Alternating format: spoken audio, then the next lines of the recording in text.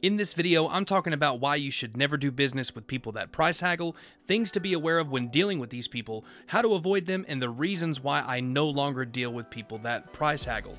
And if you're constantly dealing with customers that are doing this, it could be costing you more money in the long run.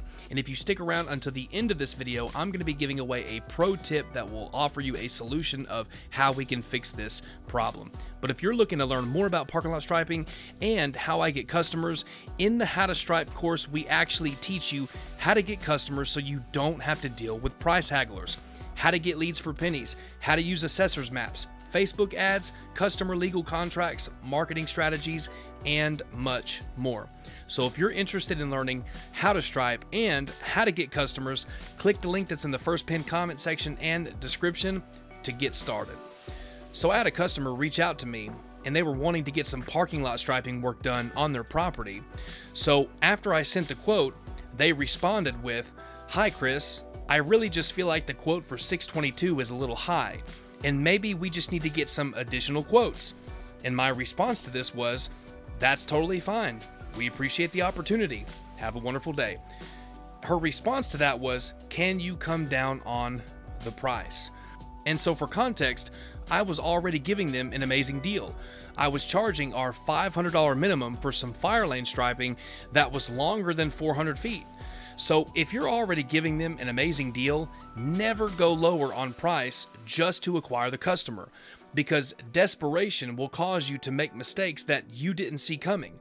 And also, I've got two people that work with me. So if it takes me 5 to 6 hours loading up the trailer, driving to the job, striping the job, loading back the trailer, driving back, unloading the trailer, if it takes me 5 to 6 hours, that's over $240 for labor, $140 for paint, $20 for gas and supplies. So that means that this job is costing me $400 just to do the job.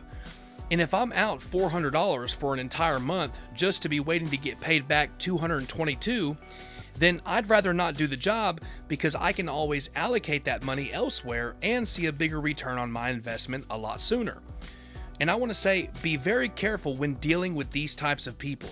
Avoid servicing them at all costs if possible, because if you upset them, they are more likely to leave you a bad review even though you haven't serviced their parking lot. So with that being said, you can always tell them that you're booked up, or they're going to have to wait, or you can even refer them to another company. But always be very polite and courteous, but remain firm on the pricing, especially if you have higher overhead cost. And if you experience some pushback about pricing, be sure to explain that the pricing is based upon the level of experience you possess, crew mobilization, supplies, labor, insurance, so on and so forth. But if you don't have people that work for you and you're just a solo operator, then go get that $500. But if you have overhead that you have to compensate for, don't accommodate people that don't care about your cost, because at the end of the day, they're only concerned with one thing. That's themselves. So here's the pro tip that I want to share with you. Don't be so desperate when dealing with these people for the sake of getting a customer just to stay busy. Busyness is not profitability. Yes, we want to get customers, but we also want to be profitable with the customers that we get. So if you made it this far in the video, comment down below, haggle, and we will see you in the next one.